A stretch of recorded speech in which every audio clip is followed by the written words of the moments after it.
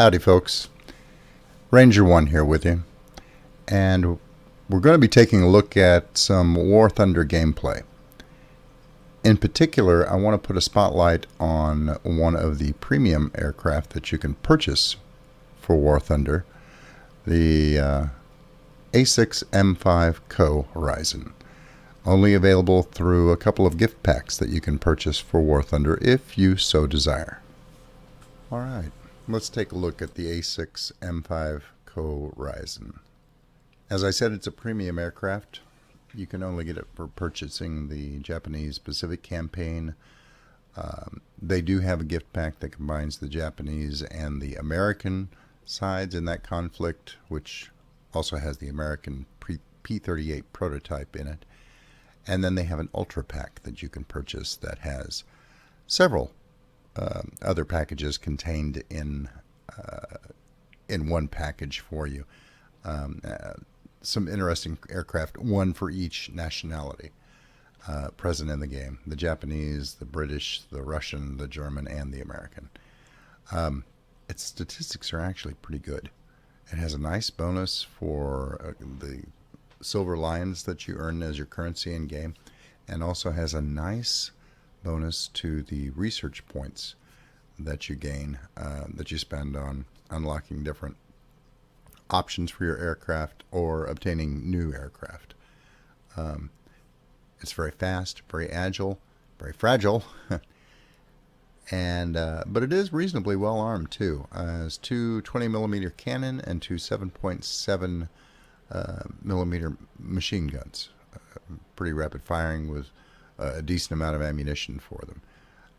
This is important, particularly the cannons. I always recommend setting up your cannons or your machine guns on different keys so that you're not constantly expending that cannon ammunition. As you can see, it's fairly limited, 250 rounds. That's going to go pretty fast, and that's your main punch. The machine guns are a nice little extra, and you can take down planes with them. You just have to really stay on target. They're, for me, a little handier just for taking out a variety of ground targets. The easy ones to take out, anti-aircraft batteries, that sort of thing. Artillery also. And I like to save my machine gun ammunition for those. And devote the cannon ammunition purely for taking down other aircraft. You can't hang in there for a long period of time just peppering away when you're flying Japanese aircraft. They get shot down real quick. You kind of have to hit and run, and you'll see that. We're going to show you some gameplay here in a little bit and take a closer look at that aspect of it. Fortunately, they're agile enough that you can get away with that, and if flown properly, they can be devastatingly effective. Just a real quick look at the store up here in the upper right hand corner. This is the basic pack that has the plane, some premium account time, and some gold that they throw in there to help you on your way. There's the US one that has the P-38 prototype, and they offer a pack that combines both of those in one. I ended up going a little different route when I first started, and I normally don't do this.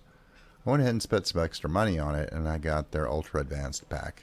I decided that I liked this game. It threw me a little bit at first, but then I really started enjoying it. So I got permission from the boss, my lovely wife, who's just outstanding, to go ahead and throw some money at the Ultra Advanced pack. And it has everything in it. The Japanese Pacific campaign, the American Pacific campaign.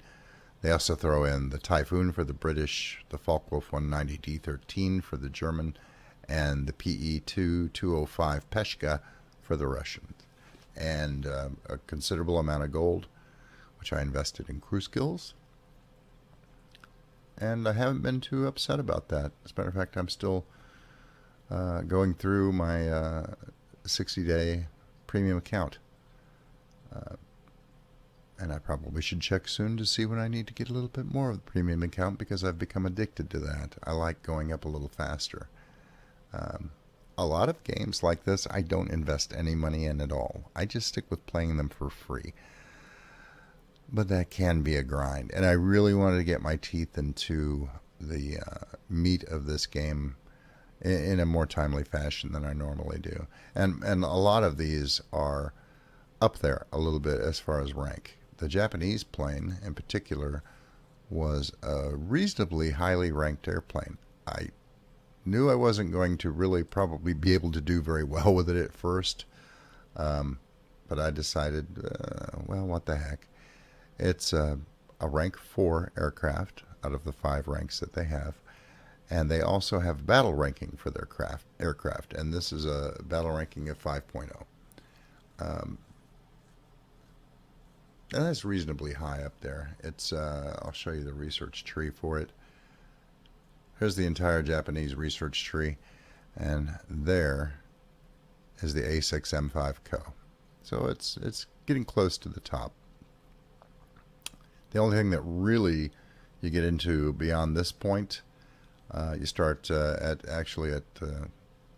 level 5 or tier 5, you start getting into the jets that the Japanese can fly. And right now they don't have too many of them. Well, they never did. It's pretty historically accurate. They had a little rocket aircraft they were experimenting with that the Germans had loaned them the blueprints for, and they made their own version of it. And then in the Korean era, they were flying actually American Sabres at that point. Actually, the Canadair.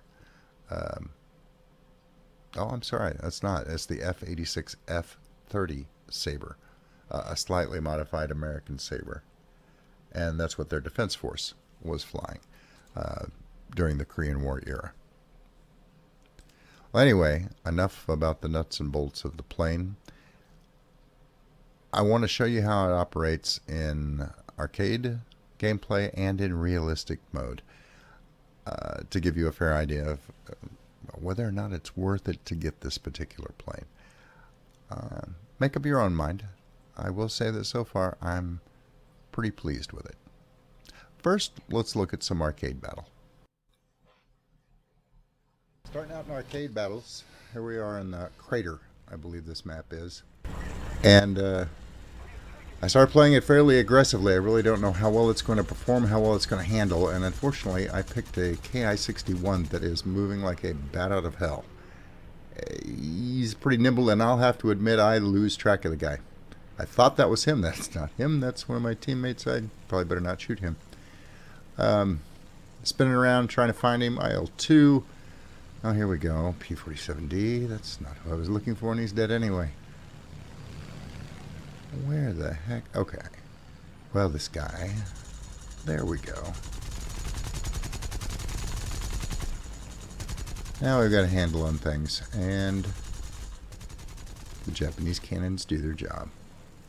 A couple of 20 mils and some smaller caliber machine guns, I believe. But fairly effective combination. And now it's simply a matter of looking for a proper target. I see this IL-2, and one of the objectives on this map, of course, is to take out all of our little landing craft down there. And an IL-2 Russian ground attack aircraft is ideal for that task. He's going to wreak total havoc on our side if I don't stop him. So we put the pedal to the metal, we give it as much as she's got, and we do our best to catch up to this guy. Because that LE-5 is just not getting the job done. Fortunately, he makes a mistake. He comes over the top and is going to try and make another pass. And I exploded him.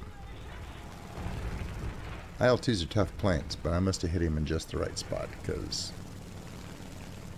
he blowed up.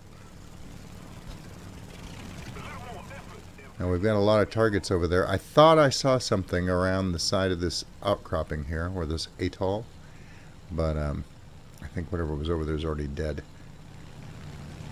There's P-39N, dangerous American fighter. There's also a year or two in the distance, and that's an even more dangerous Russian bomber. One of the other guys are noticing that too. He's coming straight in. He's going to cause a lot of damage. if he gets through. So, one guy, two guys on his tail. I try and put some into his nose, do some damage, and he's in the middle of a hailstorm right now of incoming fire. Get some good cannon shots into him. I think everybody takes a piece of him. It's a tough plane. I'm finally going to run out of cannon shells, and my machine guns aren't going to do a whole lot to him, but he's on his way down anyway. Got a kill assist out of it, though, which isn't too bad. I'll live with that. Now, so far, we have a slight edge in how many ground targets we've taken out. But, where's all the enemy team? I'm only seeing one up top, one there. Here come a few more. As a matter of fact, here come a lot more. So, we better do what damage we can. There's an F4U. American fighter, and he's hoofing it. Trying to take out, and he's fairly effective at ground target shooting, too. Corsair. I missed that shot because he was just a little too far around the corner for me.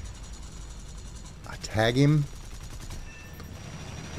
Not quite enough. Oh, well, I got an assist anyway. I think I helped him on his way. That guy was dead before I ever pulled the trigger. You'll notice this is a very stable, very maneuverable aircraft. Of course, it's arcade mode, which means the flight models are very forgiving, but still, it's doing pretty good. And that guy didn't last long. He took it full in the face.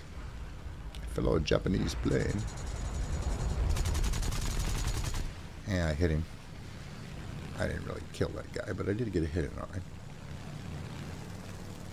So far, we're doing just fine. The Japanese planes, if you can stay out of everyone's sights, they can do a lot of damage. They are incredibly nimble. A lot of guys don't like playing them because they're extremely fragile too, but if you keep moving, and if you've got a good situational awareness, they can be deadly. As that Yak 9T just discovered. He was a good kill. I think that was a useful kill. That was a dangerous plane. Now we've got an American B-25 over there. I really don't want to mess with that just yet because his 50 caliber machine guns will eat me alive. And we got one going down, LA5. Still, I'd better go see if I can help out because that's a great bomber. He can, well, there it goes. I think he just took out one of our larger vessels there, cargo vessels. I don't know if I'm going to be needed, though. It looks like, yeah, they were able to take him down without me. Thank God. I didn't feel like getting perforated by him. So, it is down to the wire. Basically, whoever gets the next couple of kills, I think there's probably a couple of ships on each side that need to die. I can either defend, or I can try and go after their ground targets, or, well, there's a wall of enemy players between me and any potential ground targets. So, I think, well, maybe I should just dive straight in. Do as much damage as I can. If I get an opportunity to slip past them, I can use my cannons on any ground targets that I happen to find. I'm just going to take as many of them with me as I can, create a little mayhem. Get a critical hit on him. It's a good start. Yak 3. A little Russian guy. Just tagged him, but he tagged me. I got to get moving because that guy is fast. And he nailed me from behind. One moment of not paying attention, of not watching my six, and that's all she wrote. Understandable, though. That's a mean little airplane. It's kind of archaic. It's really was designed back in the 30s, but it's still a darn good little plane, especially if you turn your back on him. Anyway, I didn't have to go back in. I was going to jump back into it, but we won the match, fortunately. Thank you, team. We didn't do too bad. We got 6 kills out of that. 56,000 in cash. We got number 1. It was a good game. It was a solid game. 1 death, 6 kills. That's not bad. 6, 7 deaths. If you're doing that for a plane you lose, you can be happy.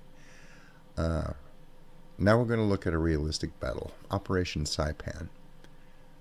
For those of you familiar with War Thunder, realistic battles are a whole lot more difficult. They are a much more demanding flight model, quite a lot more accurate to the flight characteristics of that plane. Arcade mode likes to make everything very samey, kind of homogeneous. That way there's not a lot of differences. It's a lot easier to fly the aircraft. In realistic mode, your aircrafts begin to exhibit the tendencies that they actually had in real life. Planes that turn better begin to really excel at turning. Planes that are better at boom and zoom style of attacks really start to excel at boom and zoom style of attacks. All the while, as I said, the control scheme just gets, it's a whole lot harder to make the plane do what you want it to do. It's a whole lot closer to reality. So, we take out from the carrier. The Japanese fleet in this particular scenario is going to do a whole lot of hanging back. They're depending on their air wing almost entirely to go in and stop the American landing craft from getting onto these 2 islands. There's a landing strip on each island. You see them there to the left and the right. Note that despite the realistic flight model, this is still a pretty nimble plane. We've got to kill those landing craft, at least kill enough of them going to one of the islands that the tanks that they disembark can't take the airfield. We have to hold at least one. If we can hold one of these airfields, then it comes down to killing all the other aircraft on the other side first. If they get landing craft on both, and they get tanks moving on both of those airfields, we're going to lose them both and we'll lose the ground war. And that's assuming we don't lose all of our fighters to the American forces, which do, by the way, outnumber us a fair amount. I'm going to claw some altitude here, and well, I'm not going to make you go through the whole thing. We're going to segue to when we first spot the enemy.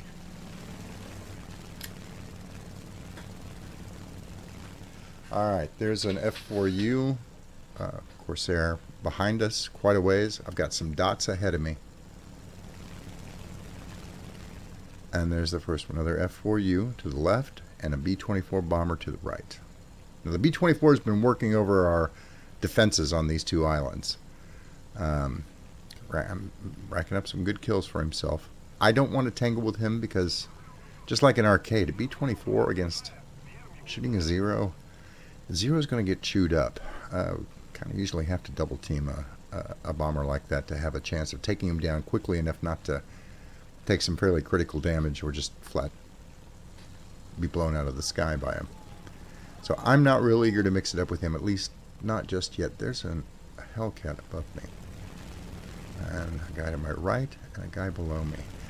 But I bet that guy behind me, learning my lesson from the Russian fiasco earlier, yes, he's coming in at me head on. This is going to be tricky. And there they come. Rockets. Twist. Turn. I hit him.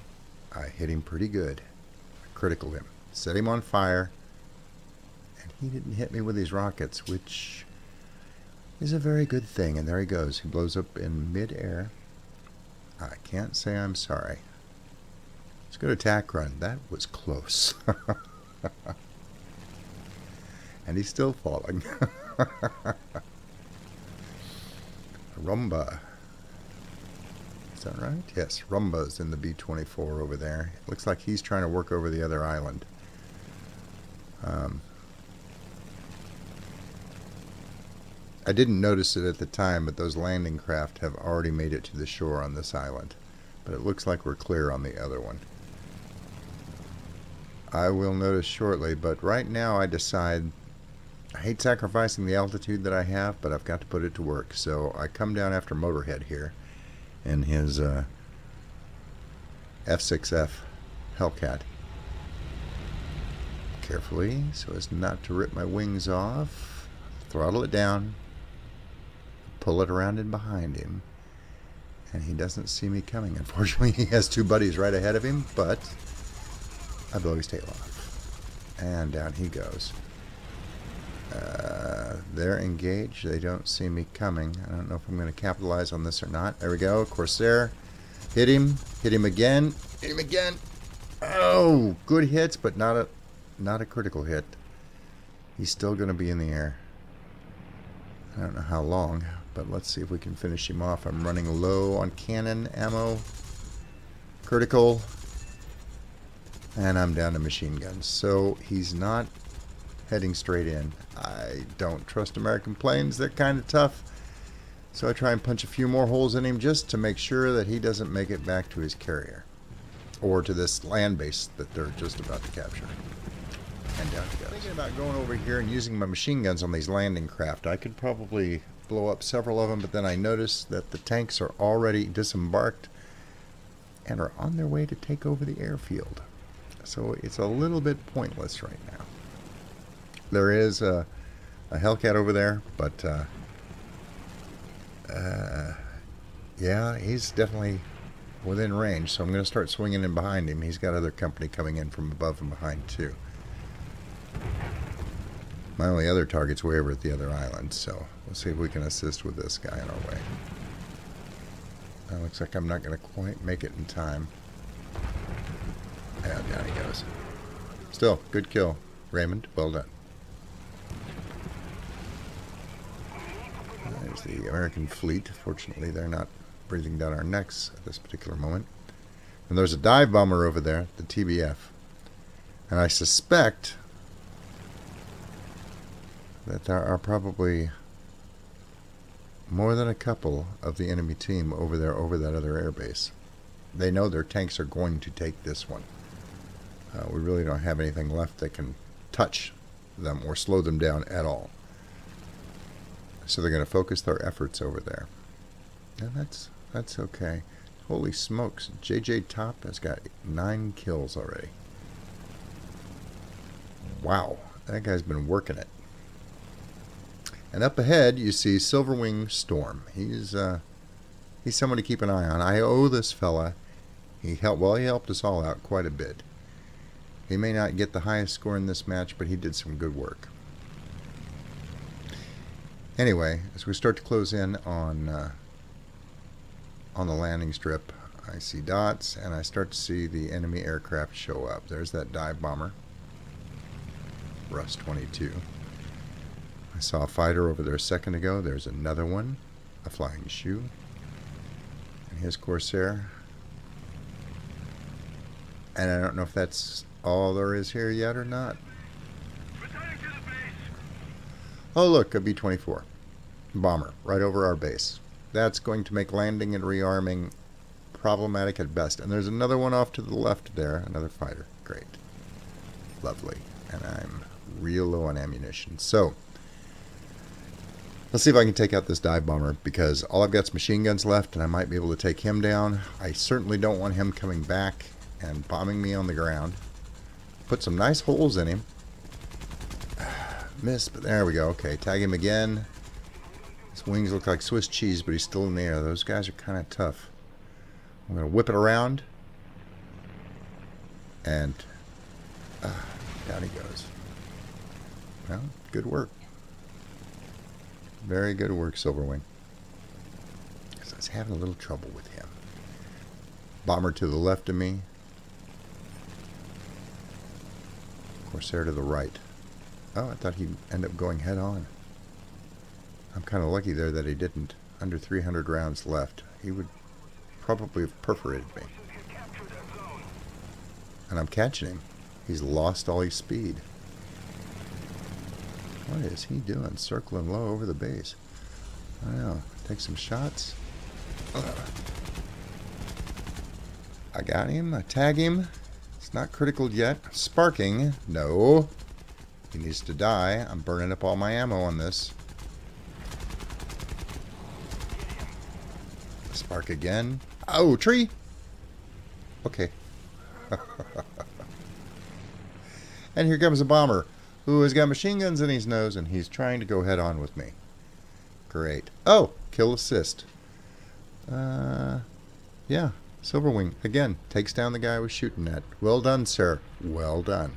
I didn't need him coming in behind me. I realize this bomber is circling. I'm out of ammo. I have to land and rearm. If I can do it quickly enough, I'm not even going to stay on the runway. I'm going to zoom over here by this hangar and see if it gives me some cover. If I can do this quickly enough before he can get lined up on me, I might be able to get away with this. So, not really sticking to standard procedure here. I'm going to park it. And he's already coming around. Damn it. And I see machine gun fire kicking up. He's trying to strafe me with these gunners. Look at that. Well, he's trying. He just can't get it lined up. He's moving a little too slow to stay steady. He's bringing his nose around, though. And Silverwing again blows his tail off, and in he goes, just as I rearm and repair. Thanks again, sir. I didn't realize it at the time, but JJ Top is down here too. So you kind of saved both our butts there. It's appreciated. Still, we're going to horse this thing up in the air as quickly as we can. Oh, Top was just landing. Oh, that's all right. We still didn't need that bomber over our heads. It would have kept him from rearming. Now, we still have 2 guys left. I got a guy up above, keeping an eye on stuff. Oh, here we go. Corsair, Dr. Rebel. Low, coming in our general direction. Ah, he's going for a head-on. And more rockets! Damn it. Ha ha. Ha ha. I didn't hit him, though. Or did I? Did I tag him? I don't remember if I tagged him or not. But we can whip this around pretty quick. He's trying to turn fight. Oh, it's a Hellcat. Sorry. Tag. One of my team is trying to get him also. Tag him. I tag him. Oh, JJ Top. Lifting off. Took him out before I could finish him off. But I do get a nice kill assist out of it. Well done, sir. Down he goes. And that leaves, I believe, 1 enemy pilot left. And I hate this part of the game where there's only 1 guy left and you don't know where he is. What do you know? He was over the other... Oh, I bet you he landed at the other strip. Because they own it now. He can land there and rearm and repair. It's a heck of a lot easier than landing on their carriers. I don't blame him a bit. And he's coming head on, straight at me. In his little Corsair. And yeah, this is going to be ugly. Take our best shot. We hit him. We hit him. He misses us somehow. We duck out of the way. Come around. Everyone's converging on this guy, but I'm right here. Got him. A split second. Split second before my teammate does there, Raymond. Sorry, dude. I paid my dues on that one. I get to take the kill. And there you go.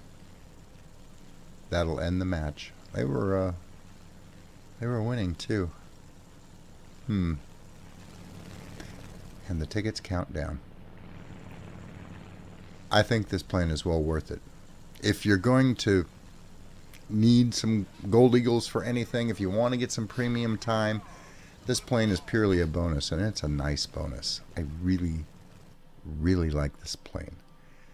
And you'll notice it's a good money maker too. With a premium account, 173,000 lions out of that. That is not bad. And 15,000 vehicle research points. That's, yeah, it's well worth having. And I ended up with 4 kills, 5 criticals, and only got 3rd place. 11 kills for JJ Top, 5 for Silverwing. Well done, guys. Well done. Okay, I've bent your ear long enough tonight. I want to thank you folks for watching my channel. Please click like. You might even subscribe if you feel like it, if you like what you heard. And until I see you again, good hunting.